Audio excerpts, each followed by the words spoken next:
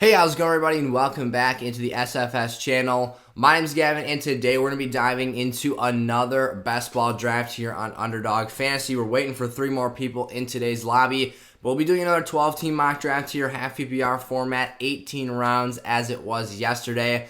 I talked about how I want to do a lot of these mock drafts throughout the summer and trying to make it as much of a daily thing as possible, Monday through Friday here. So here's our second mock draft episode of the week. Again, we're waiting on 3 people, but if you're new around here, make sure to drop down, give today's episode a like, and click that subscribe button. It helps me out a ton, helps other people find the content here, and obviously we're trying to build the community and help out as many fantasy football players this season as possible. So I will see you guys when the board kicks off here and when we figure out what pick we're going to be selecting with today. All right, here we go. So we've got everyone in today's Underdog mock draft. Again, this is a best ball league, so if you're not familiar with that format, essentially it's a paid entry into this league. We get to do a draft, has essentially the most accurate ADP of any redraft platform out there, in my opinion, at this point in time. And you don't really have to manage this team throughout the season. The computer puts forth the best possible player into your lineup each week. Super fun, super efficient, and a great way to make content here on YouTube. So I have the second draft selection will be kicking off in just about 15 seconds here.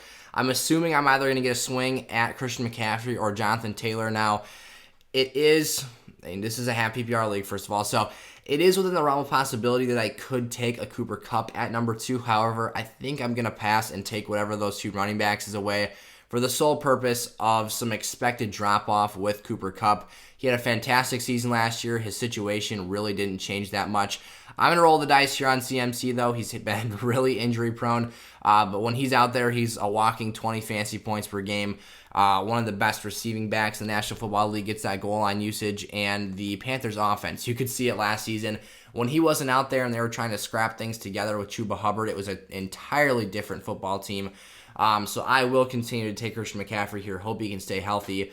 And, you know, this is just one league, so we'll switch things up throughout the season. But for me, Cooper Kupp should see some regression. He had nearly 2,000 yards last year. Even if he regresses back to a mean of 1,500 yards, which is a ridiculous marker to be at. 16 receiving touchdowns, leading the NFL in receptions, touchdowns, and receiving yards. It's very unlikely that all of those things happen again. He's a very, very good player, and he's a volume monster. He's going to see a ton of footballs thrown his way. But at the end of the day, I would be highly surprised to see him repeat as the wide receiver 1 this season, for the sole fact that it's just a really hard thing to do in back-to-back years. I would say he is a bona fide top 3 receiver. And again, he shouldn't necessarily be the number 1 receiver on everyone's draft board this year. But again, he is the safest player at that position. So if you're looking for, you know, kind of that pick that isn't going to lose you your fantasy league with the first pick in your draft, that's a fine option to go. I usually like to, you know, play things a little bit more risky, do some calculated analysis, and, you know, pick a player that I think has a shot to give me more upside than other people might be seeing, or, you know, in some situations. The first round, I would say, is probably where most people are most familiar with, you know, what's going on in those top 12 picks or so, because obviously those are the most coveted players. And especially in a best ball format like this, the later rounds of the draft is where you really win this type of a league by, you know, correctly projecting upside. But for me with Christian McCaffrey, I've seen some outlets have him as the running back 1 heading into this season. A lot of people don't feel that Jonathan Taylor will repeat as the RB1 overall. Again, for the purposes of my rankings, I still have JT as the top dog in the house. I think that with the infrastructure the Colts have built and stabilizing that offense a little bit more, with Matt Ryan at quarterback, I see no reason why he couldn't do so. Obviously, you have that element of Nyheim Hines kind of chipping away into his receiving work a little bit here and there, but still a super dynamic, super explosive player. Will get that goal line work, and it is a threat to score the football with almost any given touch. So when he gets out in space, he's an absolute load to tackle. But I really wanted to lock down that first running back position with CMC there at pick 2, because if I wait until the snake comes back to me for my late second and earlier third round selections, I wouldn't feel as comfortable with those players being my top running backs. Now, I could potentially get a triple stack here at RB and really be set up in a good situation, or we'll see who falls to us here. We've got 9 picks until our selection, so Some of these top names are not still going to be there, but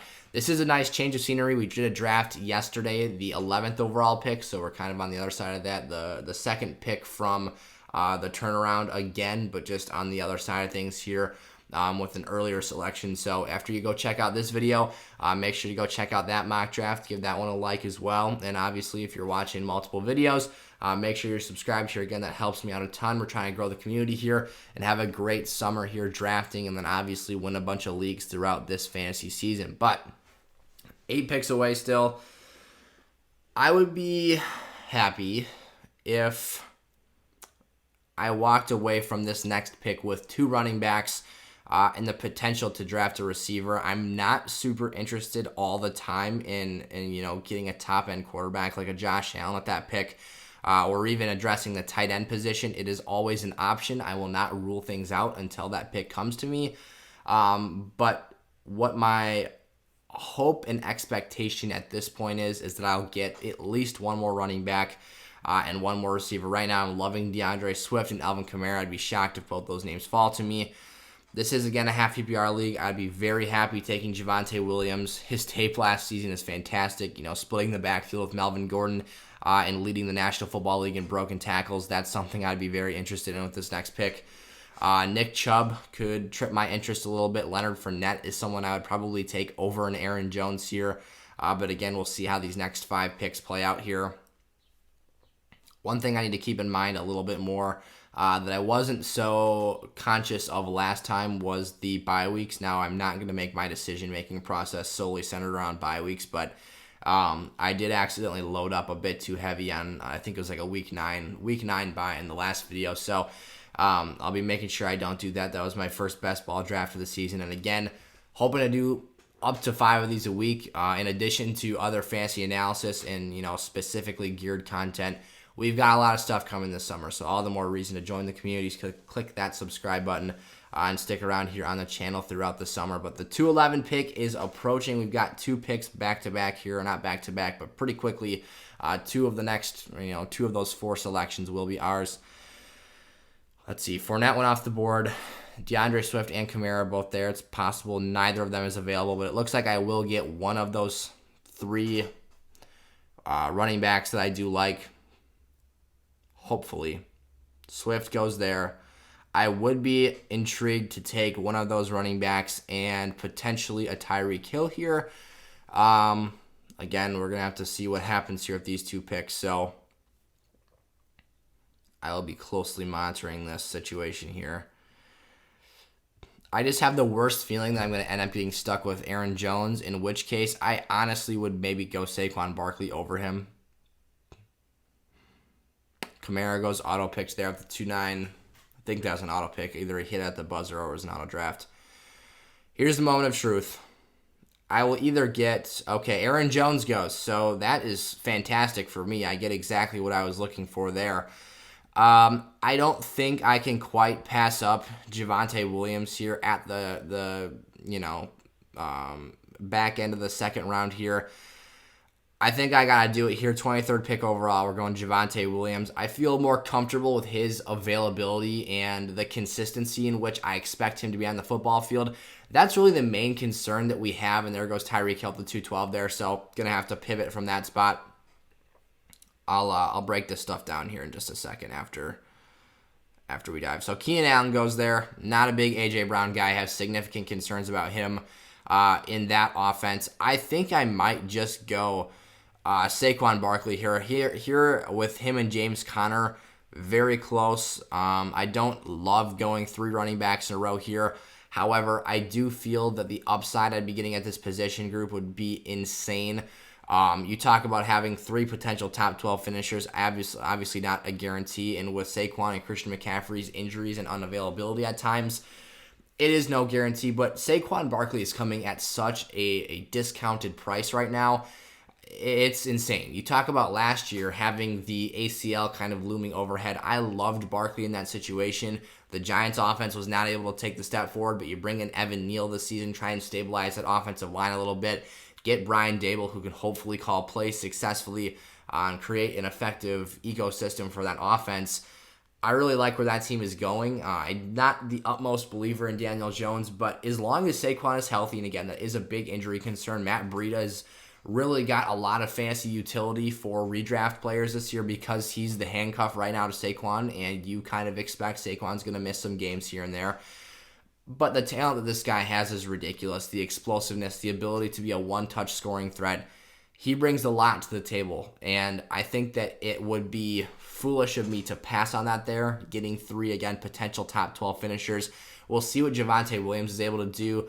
The concern with him is Melvin Gordon coming back to that situation, which is obviously not ideal, and was something I was really hoping for to not happen. Javonte would probably be a first-round pick if we're being entirely honest here. When you talk about the influx of productivity and production you expect from the Denver Broncos offense with Russell Wilson now in-house leading that core of offensive talent. But just that presence of Melvin Gordon was enough to knock Javonte down here to the 23rd pick for me. So if something were to happen to Melvin Gordon, or if the team can entirely just cuts Javonte loose to be a 3-down back, really, really nice upside there. I feel really good with that level of talent that we've got. At the running back position, it gives you some flexibility later in the draft here to kind of go best player available and address positions with a lot of upside. 15 picks away from our first selection, and probably our first receiver off the board here. We'll see what ends up happening. But obviously in best ball drafts, the first and foremost thing that we're looking for is upside, and I think I've drafted a lot of that at the running back position so far. Obviously, floor can be a bit of a concern again with these players, but I like where we're going. The draft is already quite a bit different than it was in yesterday's episode. So we'll continue breaking that down. The ideal situation I was hoping for, I knew for a fact Javonte Williams would not have made it through this back-to-back pick here. So I wanted to kind of make sure I addressed him first. And then if I got lucky, Tyreek Hill may have fallen to me there at the 3-2. Didn't end up happening this time. That was wishful thinking to have expected that, but at the end of the day, I'm happy with how things turned out. And again, receiver here would be my next priority, but again, I'm not super focused or concerned on pigeonholing myself into one position, because again, I wanted to go 1-1 there, but then decided that the value was elsewhere. So I'll put the big board up here for a second while we're still a handful of picks away here, just to kind of see how things are shaking out here. Just kind of glancing at these teams. You've got 2 other teams that went 3 running backs in a row in those first 3 rounds. I really like this Derrick Henry, Nick Chubb, James Conner stack here. Obviously, Derrick Henry and Nick Chubb in a PPR format, this being half PPR, are going to be a little bit less efficient, but still very, very valuable assets to have there. To be entirely honest here, I don't want to toot my own horn too much, but I like my start to this draft best of anyone else's out there. I like Cooper Kupp, but not a huge fan of Aaron Jones or A.J. Brown in redraft leagues this season, although I do like Aaron Jones as a nice buy in dynasty formats, especially PPR. I don't mind the first 2 rounds here, but I have my concerns about Jamar Chase and T. Higgins, stacking them together, because if you're going to be having both of those players, you're probably going to start both of them. And it was infrequent last season that they were both able to coexist at an elite level. Now they can both produce, get their 10, 11, 12 points together. But when you're talking about Jamar Chase having one of those ridiculous games, the other player is kind of the afterthought. So just kind of my thoughts there. I do really like this Najee Harris, Deebo Samuel, Kyle Pitts, Deontay Johnson team. That's a sneaky start to the draft, if I do say so here. We've got 0 RB going over here with Diggs, Pittman, Cooper, and Mark Andrews. Not too big of a fan of that, but we'll see what happens. I like fading tight ends in this year's draft. I just made a YouTube short about that yesterday. If you guys want to go check that out, there's a good amount of stuff. I was just chatting through some of the names I like later on the board, as opposed to reaching up to the top and snagging one of those earlier options. There would be a chance to go ridiculously RB heavy here, but there are a couple of receivers I really, really like. I would highly entertain a Hollywood Brown here when you consider the fact that he is now going to have 6 games with no DeAndre Hopkins and Kyler Murray throwing to him as his top target, and there he goes there. DK Metcalf, someone that I not very high on. There's actually a report that came out, I think it was from PFF, that Geno Smith has the edge on Drew Lock to start right now. And someone kind of replied to that, and it was really funny. They were like, we're all losers in this scenario. So I might honestly go with Jerry Jeudy here. I'm super comfortable with him outside of his off-the-field circumstance right now. I'm not really sure what's going to be made of that. I will take the risk because of the upside. The player is phenomenal. When he's been healthy, he's had some ridiculous highlights. Love his route running, great at separating from defenders, great body control and awareness when catching the football. Love everything he brings to the table. Courtland Sutton would also be a pretty dang good pick in my book. I would love to go snatch up an Allen Robinson here with this next pick again. DK Metcalf is someone I'm just looking to stick away from. There is an interesting situation here where I could grab Juju. It might be a little early for that. We went and snagged him in the last draft that we did here. A-Rob, I'm actually going to be posting a YouTube short about A-Rob later today. You should go check that out as well. I love the situation he has here. You're getting Allen Robinson's best level of quarterback play. I just can't do DK Metcalf right now. I'll address that later. For now, I feel more comfortable with Allen Robinson. I've got him ranked. Obviously, I do not think A-Rob's going to be a top 12 finisher or a wide receiver 1 level player. But I don't think DK Metcalf will be that either. I think his consistency is going to be wildly sporadic this season. Inconsistent, a lot of volatility in weekly production. I just don't want to be a part of that. I think Allen Robinson gives me a lot more stability and a lot less of a chance of flopping on a week-to-week basis. A-Rob has never had a quarterback the talent and capability level of a Matthew Stafford, and that cannot go understated. He's had 4 seasons of 150 or more targets. Now, he's probably not going to reach that marker this season with the ridiculous volume that Cooper Kupp is seeing. However, if he got 120 targets, I wouldn't be surprised. For A-Rob, every season it's been like hovering around the cusp of 100 targets, or he goes all the way up to that 150 marker. He had some injuries this season. Justin Fields didn't seem to like to throw the football to him as much as some other quarterbacks did in Chicago. This is all stuff we'll be talking about and talking through in that YouTube short, but and I'll go into a little bit more detail there. But I think that he's going to find himself having an incredibly stable weekly scenario when he's facing against Tier 2 coverage, meaning that Cooper Kupp is going to suck all the attention from the defense into one spot in the field.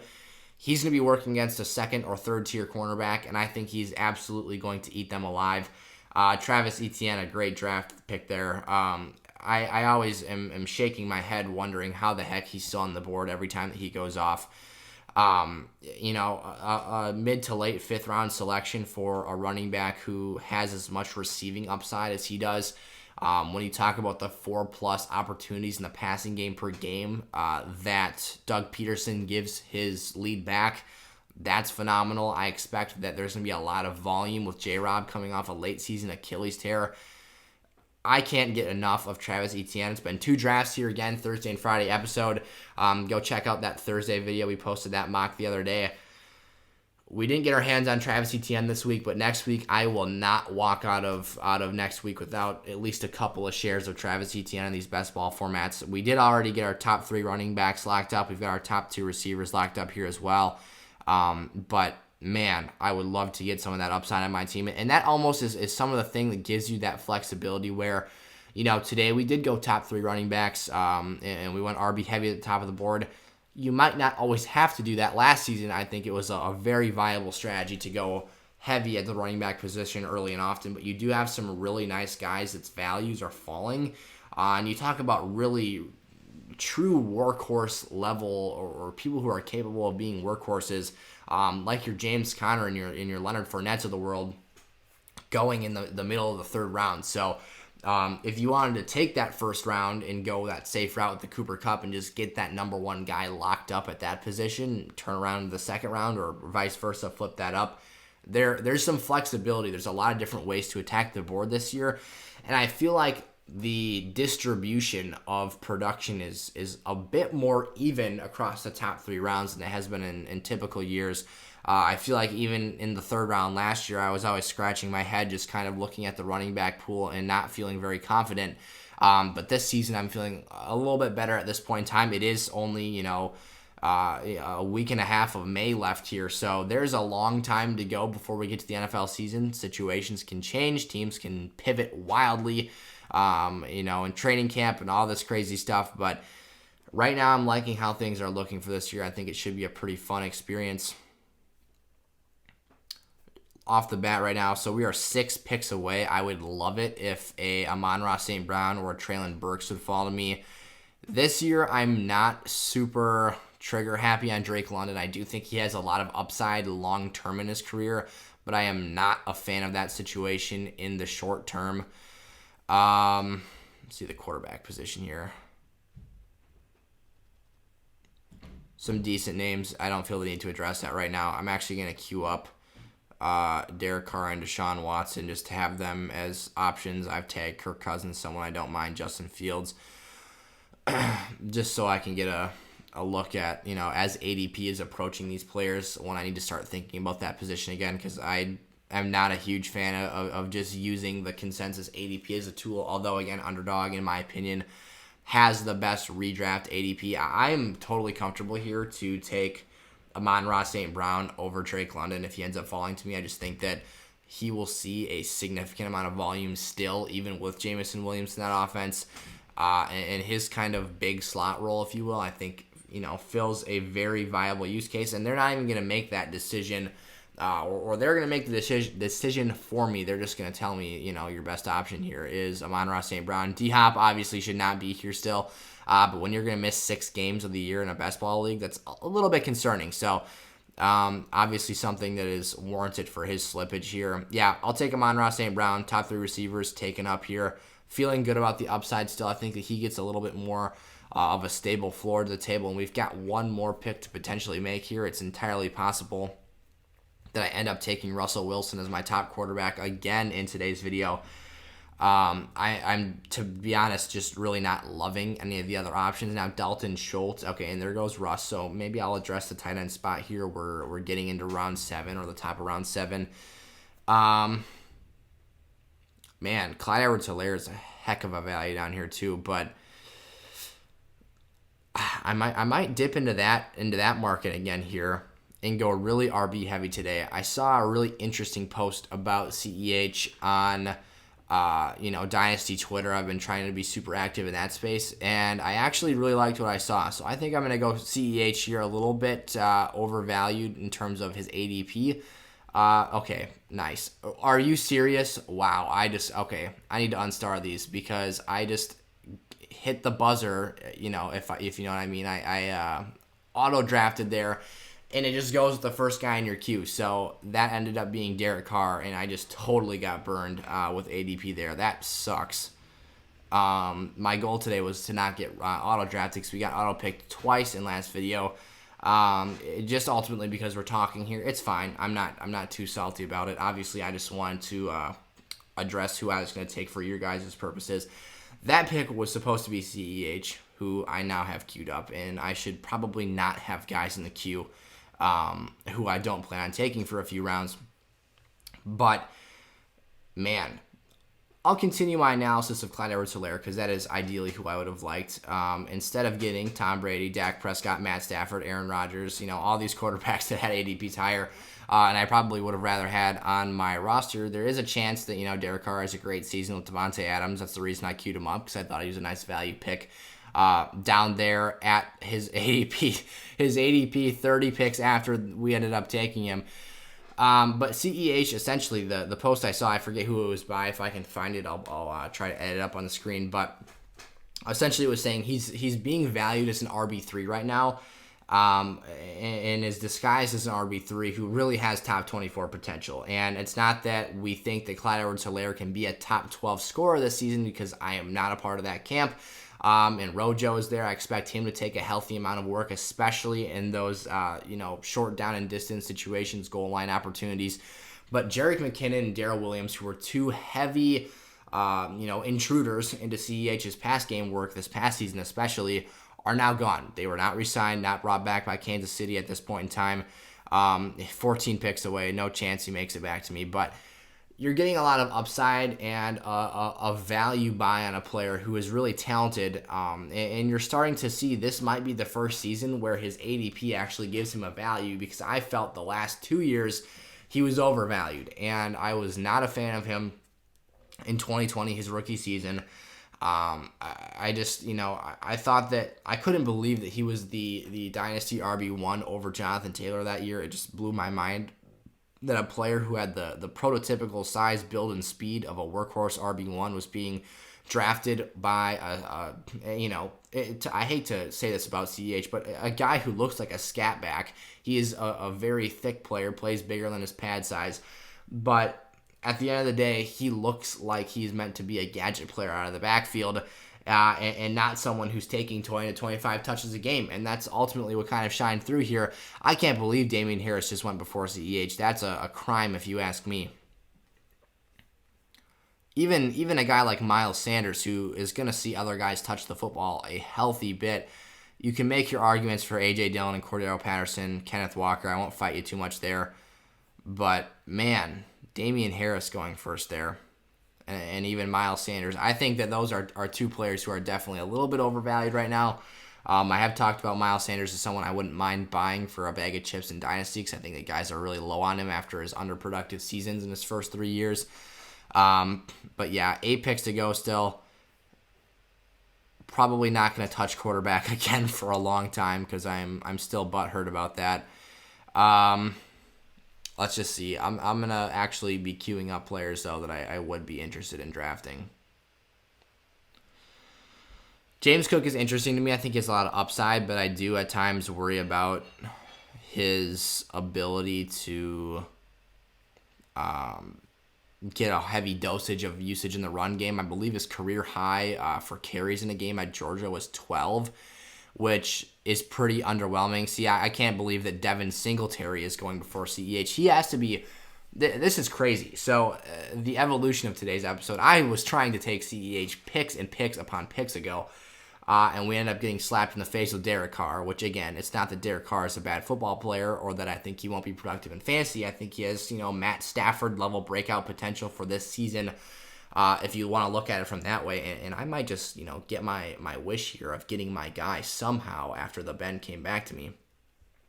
But that was severe overvaluing there at that pick.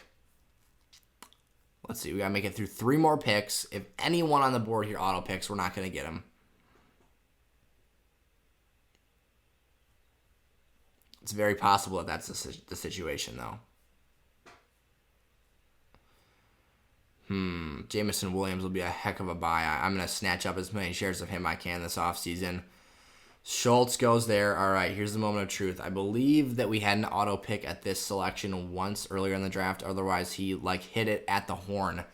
So I'm going to keep my eyes peeled for this pick here. Very interested to see what ends up happening. And there goes CEH. All right, it looks like I'm probably going to address tight end here, snatch up Dallas Goedert, and then I'm going to come down and see if I can get Christian Watson there at that next pick. A little bit of a series of unfortunate events here. Now, Dallas Goedert was someone I talked about and I'm not going to give myself any opportunity to auto-pick again this time. If you feel pity for me, you can leave the video with a like today for basically a big rip to this best ball league. But Dallas Goedert was someone we talked about as, a potential. I've seen him going as early as the 6th round in some leagues, but falling all the way down here to the 8-11 is a pretty dang good value if you ask me. We'll probably snatch up another tight end. I said I was going to do this earlier, but we are once again very heavy on Week 9 buys.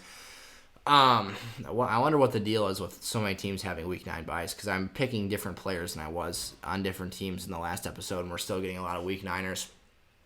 So, essentially, I forgot where I was going with this. Oh, the short I made yesterday. We talked about Dallas Goedert, Irv Smith, David Njoku. There was one, Pat Freiermuth, as value tight ends, or even Mike Gesicki. He's got more competition for targets now, but there's a lot of opportunities. You can get picked. Lockett here, auto-picked. What happened? Oh, he paired Watson with Rodgers. I wanted that. I wanted that chance for a 25% target share and freakish athleticism. I probably gotta take Tyler Lockett now. I mean, I just have so many issues with his his situation. I might just say screw it, fade receiver for another turnaround here. I'm gonna draft Kareem Hunt, give myself just a loaded bolster of running backs. That'll make up for my CEH missed pick there. That sucked. I did not like those receivers, especially in this type of a format. Lockett will give you some really high upside, but Geno Smith and Drew Lock is what I have to have throw a vertical receiver the ball down the field. I love Tyler Lockett, fantastic route runner, but that chemistry or loss of chemistry with Russell Wilson that he no longer gets to experience in that Seattle offense is huge. That cannot be understated. I've made a lot of YouTube shorts. You can tell I have a short up about Tyler Lockett as well, my concerns with him. Overall, if you haven't got the message, essentially here, if you're new around here to the SFS channel, you should click the subscribe button and join the community because we love you guys, are always happy to answer your questions, your comments, so you can drop those down below. I will be happy to get back to you as soon as I possibly can. Join the community Discord server as well. I answer questions in there, help out people with dynasty advice, drafts, whatever the case might be. I am happy to help. And go check me out on Twitter at Sizzle Fantasy. I promise I will stop plugging my stuff after this. Until maybe the outro. But there's been a lot of it today, so I'm going to tone it down a notch. 15 picks away. All right, I'll give you guys a little bit of a glimpse into my thought process here. So some names I would love to scoop up here. There's no chance I would say that a lot of these guys at the top of the board make it to me. Jameson Williams would be a receiver with a ton of upside. I would be very, very excited to see fall down to the board to me. If we continue looking down the wide receiver position, there are other names that I need to get I really need to get my hands on some more receivers. You have to start 3 in this league. So right now that's all I've addressed. And then you've got the flex position every week. So between bye weeks, between players just not producing in a given week, I need to address that position group a little bit more. I think Jameson Williams would be a fantastic pick, especially coming to me in the late 10th round. To scoop that up, I would be very happy with. Michael Gallup, someone I wouldn't mind, but I don't think he'll be there. Let's just peek specifically at the receiver group right now.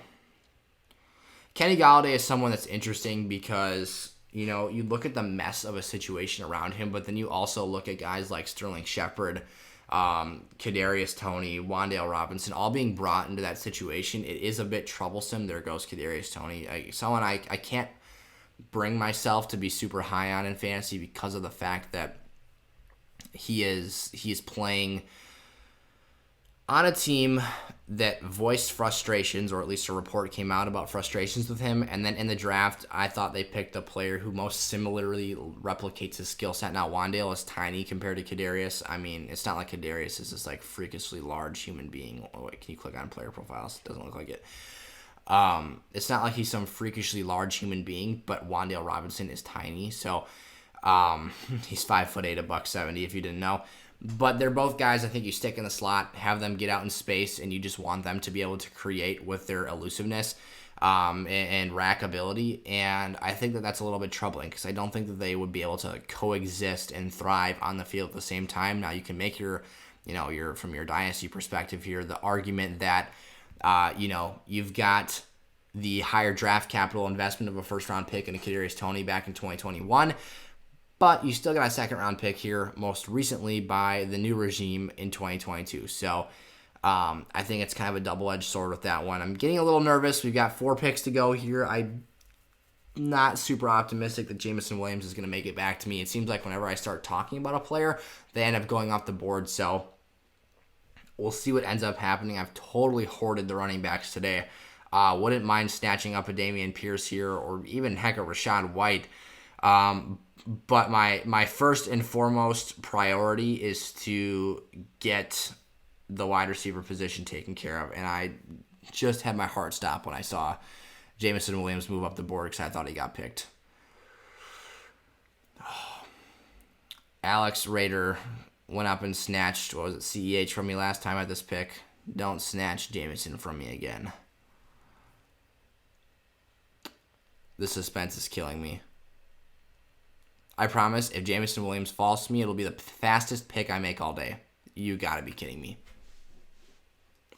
That's just how best ball drafts go, you guys. He was making up his mind, and I'll give it to him. He probably made the right choice there. Except it puts me in a pickle. I am still trying to catch up from the disaster that was the Derek Carr selection. Oh boy. I mean, I think I gotta go Michael Gallup at this point. I just can't pass on receiver play, and even though he's coming off an ACL injury, I need depth at the position. What round are we in here? Getting into the 11th round. Not my favorite pick there.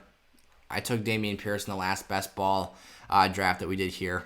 Let's see what comes of that.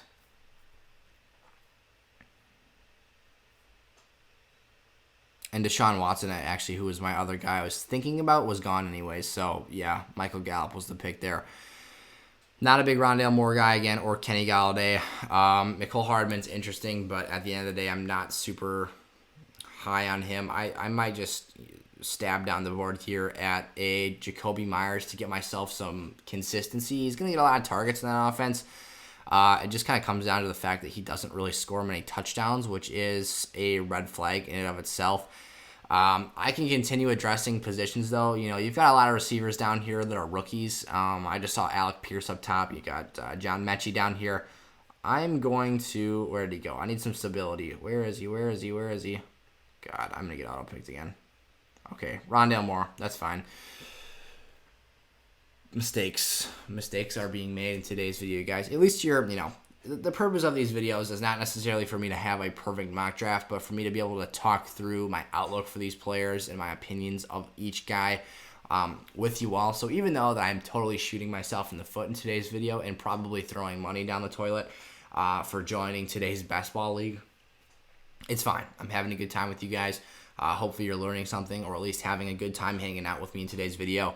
And at the end of the day, again, you're learning from my mistakes, which is better. It's better for me to waste my money, throw it in the trash, than it is for you guys to do so. So, who knows? Rondale Moore, you've got the opportunity for him to step up as maybe the wide receiver 2 in this offense. He is definitely the third option once you've got Hollywood Brown and Hopkins on the field.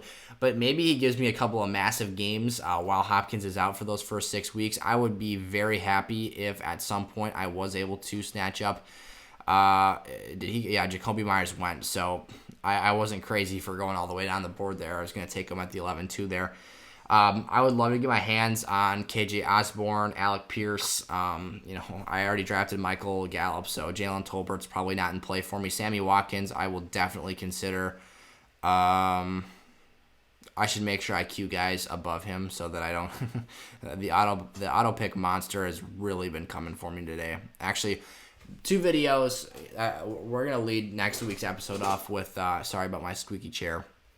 We're going to lead next week's episode off by saying the goal for this week is to not get auto-picked once, and we'll see if I can actually manage to make that happen. It might lead to me making some more impulsive decisions, but we'll see what happens. Honestly, an impulsive decision would have been better than taking Derek Carr at the 74th pick in the draft. Does it adjust for ADP? It does not. Wow. So I do not like the queue system. That is the one complaint I have about Underdog, is that I wish the queue was, and I guess in a sense you can, place them by your order here, but like ESPN, if you put guys in the queue, it still orders them in relative respect to their ADP. So if you put a guy in the queue whose ADP is 24 and a guy whose ADP is 48, you're going to get auto-picked the guy at 24 if you're up on the block instead of the guy that you starred first, if that makes sense. Because sometimes I'll go root around here, and that's how we got screwed over with Carr, was that we were peeking at QBs that we were keeping an eye on down the road. I think I just saw some rookie running backs go. Yep, Rashad White. I think I saw. Was I just digging through? Yeah. I saw Tyler Allgeier's name, but I was in the running back group. Dameon Pierce went, though, as well. Again, we did draft him yesterday. That video is up as well if you want to check that out. I felt pretty good with yesterday's video at the end of things. We did get auto-picked twice, but I didn't have any boneheaded guys in the queue here, so it's not like we got, a terrible, heinous reach up the board. I definitely do need to address QB one more time. I would like another tight end or so. Irv Smith would be someone I would definitely keep an eye on. I wouldn't be terribly upset if I got auto-picked him here next. Justin Fields, actually, though, would be someone I'd rather have. Got to order my queue appropriately here. There we go. Wow, James Robinson's ADP is just crushing in a bad way. Like it is tanking. It's a better way to describe it. Osborne, someone I do like. Potential to step in that number 2 role. Thielen's getting up there in age and becoming less frequently available for the Vikings on Sundays. Alec Pierce, I would love to walk out of today's draft with. Sammy Watkins as well. I was talking about these guys earlier. I wouldn't mind throwing a dartboard at Tyron Davis-Price. We'll stop there for now. Our pick's coming up. Don't wanna get jumped over here. I think Irv could actually be huge though, because this is really the first season with Minnesota that he doesn't have other significant competition, whereas he had Kyle Rudolph, who was technically the starter. Now Irv was obviously the better receiving tight end. But then last season, Irv is injured and I believe does not play last year. And then you've got Tyler Conklin. Yes, I believe it's Jack Conklin that is the offensive tackle. Tyler Conklin comes in, catches a bunch of touchdowns. They trade for Chris Herndon. It's this whole weird dynamic. But, with my luck, of course, say goodbye to Justin Fields and Irv Smith. So now we've got to pivot again.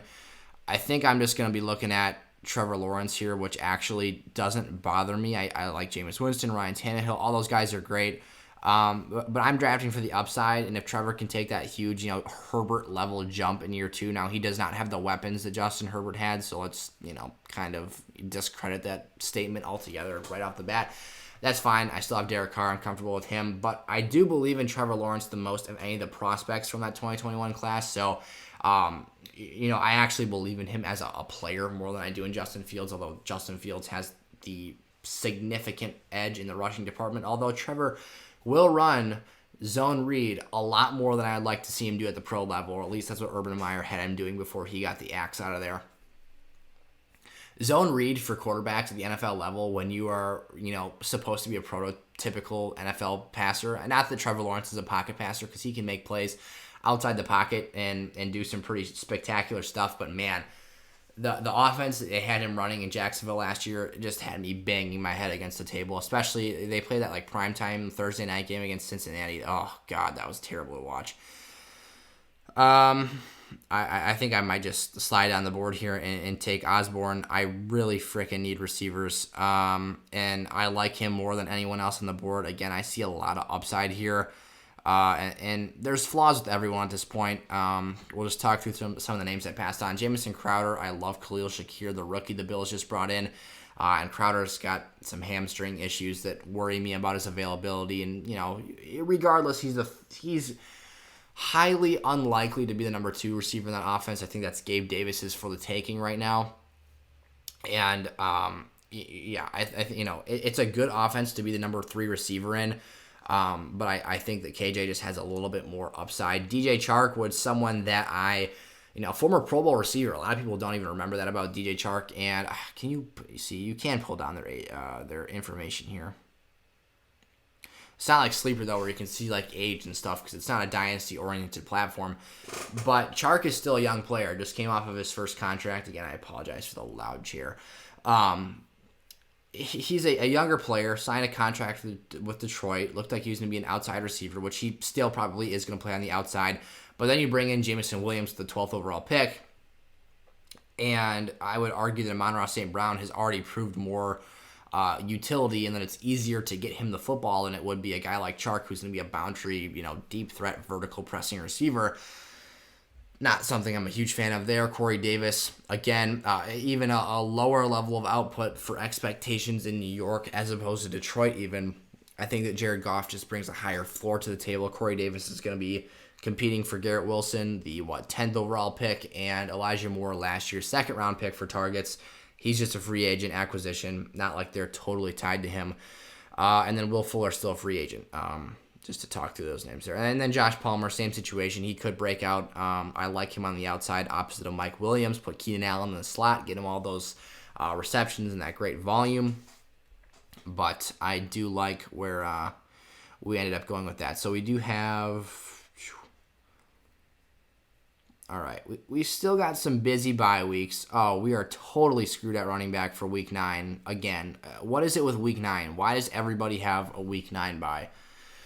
I'm gonna have to like make a freaking chart of the teams and just tape it to my wall so I can look at this while you guys are watching me draft here. But I'm gonna have to draft another running back because I can't just not have a running back for week 9. At least there's some guys that still have some standalone value here. 7 picks away. Marlon Mack wouldn't be a bad name. Was his week 6 bye. Tyron Davis Price is a week 9. That almost cancels him from my team. Gus Edwards does have some standalone value. I'd say Kenneth Gainwell certainly has standalone value as a pass catcher as well. That actually might be a sneaky grab for me here at this next pick that I would like a lot. Njoku has a week 9 bye, so not sure if I want to draft him. Irv got scooped up. I will pick another tight end later. It'd be nice if Odell would sign with somebody so we know what his situation was. But the thing that's going to be tough for Odell is that he tore his ACL in the Super Bowl, and it's the same time he's torn that knee. So I think the recovery process is going to be extra elongated. I don't even know, to be honest, if he plays football next year. I would be quite shocked. Marlon Mack to me and Kenneth Gainwell would probably be my top 2 options here. Dang. Broncos, Giants, and Browns all have week 9 byes. Fantastic. Take that off. I guess it doesn't really matter because at the position he'll be just fine, but I'm definitely prioritizing not screwing myself in week 9 with this pick.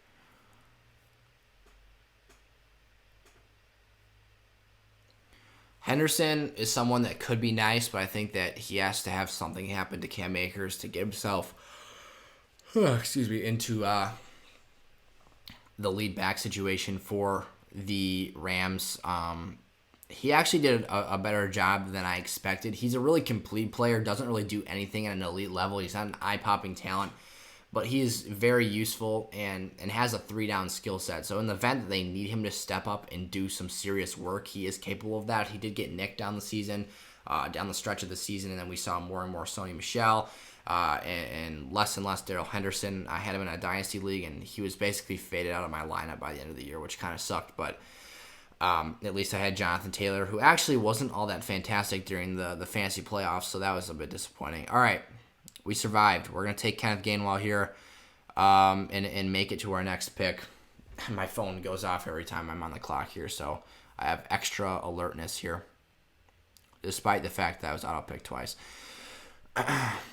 Take Gus off. I'd rather have Marlon Mack, but I don't think I'm going to double dip at running back here. I just need to be sure that that's not what I want to do, though. 20 seconds. I could throw a dart at Wan'Dale Robinson. That's something. Or not Wan'Dale Robinson. I was reading Wan'Dale as I was clicking off. I could throw a dart, and I think I am just going to take Marlon Mack with this particular selection. I hate how it drops it down, and then the second it takes you to scroll down to make you lose your pick. All right, we have a filthy deep running back core. We'll see what ends up happening with that group. It looks like 16. I got 3 more picks in today's draft. I'm definitely getting 1 more tight end, and then I'm probably going to pick up 2 more receivers, which we actually have a healthy group now. I don't feel so bad walking into the season with 6. We do have 2 quarterbacks. Didn't play out perfectly there. Ideally, I would have had Tom Brady or someone like that, and Derek Carr is my second option. But by now, if you've made it to this point in the video, I don't need to explain further. If you missed out and are curious how the heck this happened, especially this pick 74 part right here, just go back to that part of the video. 17 picks to go. I just need to find some receivers I like. It appears Sammy Watkins got picked up off the board. AJ Green, although I already have invested into Rondale Moore, again, my other auto pick. Sorry for the yawning, you guys. Jeez. It's early in the morning when I'm recording this. It takes me a good 2 hours to edit and upload these things, even though it doesn't take a ton of editing to do a mock draft. just from saving it to my computer and whatnot. It's been an early morning today as well, so I apologize for that. John Mechie here, I would not mind at all. Julio, I will start drafting once we know his landing spot, but I really only expect 9 to 10 games a year out of Julio at this point in his career. I'm not super bullish on him, although I know he can still play. Made a few really, really nice plays last season, especially I think it was the game against Buffalo when the DB tipped the ball up in the air and he tracked it down. It was not intended for him, but he tracks the ball down and makes a ridiculous toe drag on the sideline to make the catch off the deflection. That was fun to see. Danny Dimes goes off the board. Let's see here. What tight ends would even be respectable to take as a second option? Cam Braid is not a terrible idea since Gronk still hasn't, and Gronk inevitably must have been drafted in today's video because I know his ADP is quite up there. Cam Braid is interesting, though, because he could catch a lot of touchdowns. Tom loves the tight end in the red zone, and he is a smaller tight end. I believe he's only 6'2". I'd have to look that up to be totally certain, but I know he is a smaller tight end.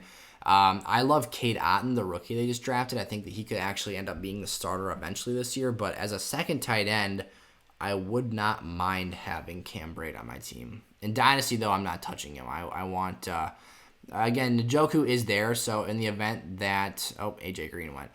I would draft him. It is a week 9 bye, which is going to load that up for me. I'm going to be without 5, 6 players, 7 players. Oh, my God. That's not right. I think it's 6. 1, 2, 3, 4, 5, and he'd be the 6th. But I do have players at each position to replace that. That was the week that really killed me in the other league, too. So, and there goes Njoku. I'm not going to have to worry about that problem. Hooper here is the Titans tight end would be interesting as well. Maybe that's where I'll go with it. A week 6 bye, that would distribute things up a little bit. Heck yeah, it would. I would like that option. I think that, did he just get drafted? No, he slid up. So when you talk about the role that Jonnu Smith had for that team, the Titans, of course, and then what Ferkser was supposed to do last year in his absence but kept getting banged up, I think that was a dimension of their offense they were really missing and probably really wish that they had accessible and available to them.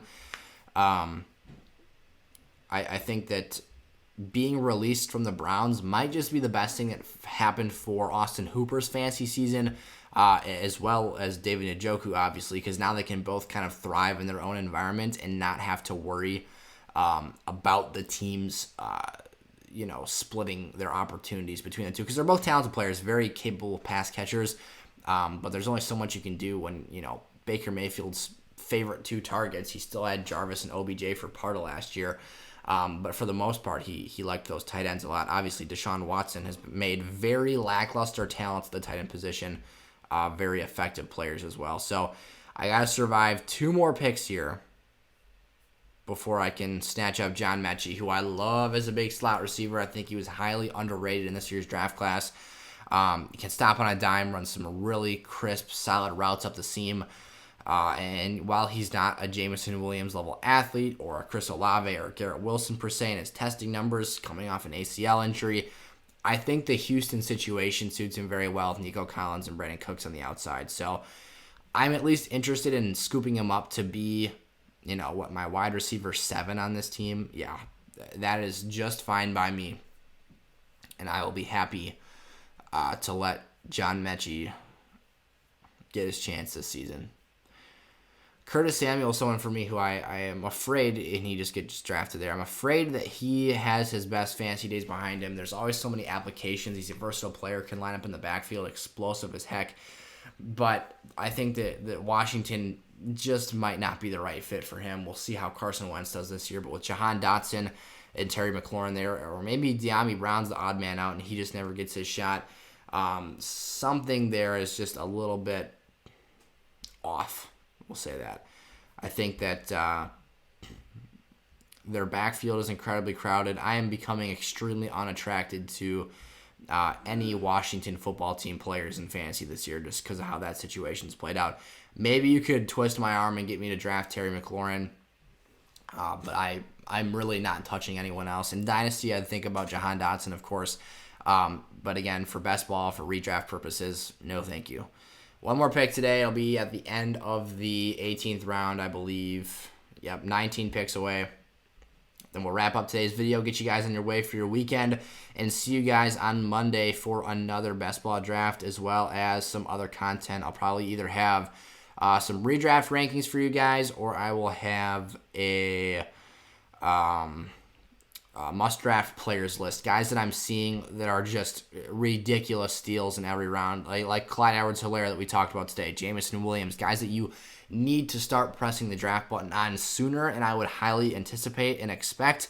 If you want to be honest, I think that you can get some of the best values in the entire year in best ball formats by doing drafts right now in May, because the rest of the community, let's say 75 to 80% of people, are not drafting right now. Obviously, you can see the views on my content or any fancy content creators stuff is down right now, just because there's not as many people looking for that type of stuff out there, and there's a lot of the informed minds, the intelligent drafters are not drafting right now. The other side of that argument is, obviously, if you weren't a diehard fantasy guy, why the heck would you be drafting on May 20th right now? However, there are a lot of people who are not yet drafting, so ADP is going to change a lot throughout this summer. The drafts that you see today are going to be a heck of a lot different than drafts you see in June, July, or August. It's just how it's going to go. So I'm really excited to just kind of observe this stuff throughout the offseason with you all and ultimately see where this season takes us. But very, very exciting stuff for this year.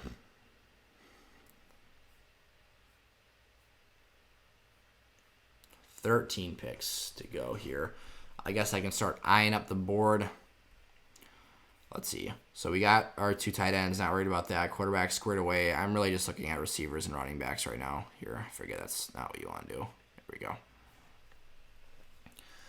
Keontae Ingram's interesting, so I think he will be the number 2 behind James Conner this year. I think that's a really valuable work set for a player of his size that could be a workhorse if he gets the opportunity to start. But we've got a stable of running backs here, six legit guys potentially on how Kenneth Gainwell is able to produce in PPR, and then Marlon Mack, if he can take over that lead backfield. I think it's going to be him and Dameon Pierce duking it out, and then Rex Burkhead just being his annoying self, chipping in and stealing some work.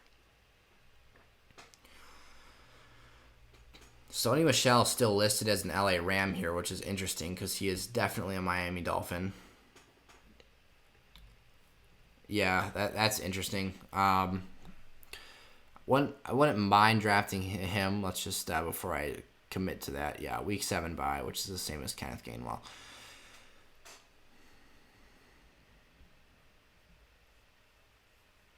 I honestly might go that direction if I don't see a receiver that really interests me. Matt Breida would be interesting, but I think in a best ball 18-round draft, it's a little bit too early or too high for him. Wouldn't be opposed to drafting Laviska Shenault, actually, to tie to Trevor Lawrence. I think that he hasn't quite gotten the best opportunity yet. I think that he has been very disappointing to this point. I personally have not been a Laviska Shenault truther to this point in his career. One of my favorite trades in a startup draft was flipping Laviska Shenault for Deontay Johnson and looking back at that and saying, haha. But he's a talented player. He's a versatile guy. He can get out. He can stretch the field to an extent. He's very physical underneath, so if you give him the football after the catch, he can be a load to handle. So I wouldn't mind this here. Again, you did lose DJ Chark, but then replacing with Christian Kirk, you still got an aging Marvin Jones Jr., so maybe Shenault can step into that number 2 or compete, heck, who knows, for that number 1 target role there. Lawrence doesn't really have a legitimate bona fide number 1 in that offense, so while the rest of the community is really off on Laviska Shenault, there's really no reason not to draft him here late in the 18th round, 18-11 here. Especially, and there we go, it's classic. When I start talking, they start drafting. Especially when he would have fit so nicely into the bye week build that we have right now. It looks like it's going to have to be Keontae Ingram, or did he go as well? Maybe Mark Ingram's the best Ingram available. Yup. Man, love best ball drafts, you guys. So, okay.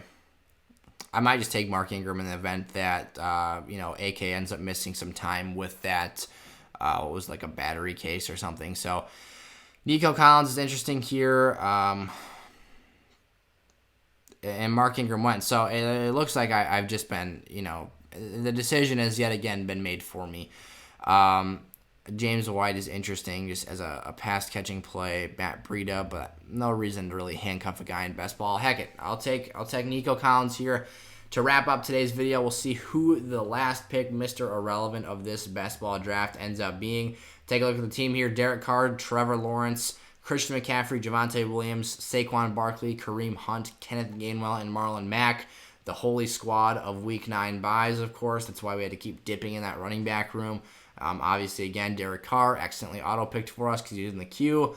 Big mistake on my part. Jerry, Judy, A-Rob. Oh, here we go. We're out to the official ending screen. Technically, I didn't have any 4-plus team exposure like I did in last video, so that's a little bit better. But I think, bye week exposure. Yeah, 4+. Here we go. I was looking at the wrong part here. 6, 7, and 9. I think last week we just had, or yesterday we just had 2. So Jerry, Judy, A-Rob, Amon-Ra St. Brown, Michael Gallup, Rondale Moore, KJ Osborne, John Mechie, and Nico Collins, and then Dallas Goedert and Austin Hooper at that position. I'm feeling okay with this draft. I feel like this projection is a little bit generous, to be honest. I feel like yesterday's draft was a little bit better. Not that that's a fantastic number or that that's even relevant to begin with, because projections do not equate to reality here in fantasy football. So thank you guys so much for sticking with me. If you're still watching today's episode from the beginning, you guys are true fans of the community. I love you guys so much. And thank you all for tuning into today's episode. If you enjoyed, make sure to drop down, give today's episode a like so others can find my content, and click that subscribe button so you are notified. You guys turn the bell on so you're notified as well. Whenever we come out with a new video, I'll be posting multiple videos a week. Next week on Monday, Wednesday, and Friday is the goal. And then YouTube Shorts should be going up, hopefully, on almost a daily basis as well. So the potential for 3 different pieces of content in a day from me on Monday, Wednesday, and Friday, or otherwise about 2 videos or so a day if you count a short as such for that period of time. So again, thank you guys so much for sticking with me today. Leave a comment or a question if you've got something you want to ask me down in the comment section below, or join the community Discord from the link in the description, and go check out the social media accounts and the other links we've got down there. And I'll see you next time. Peace out.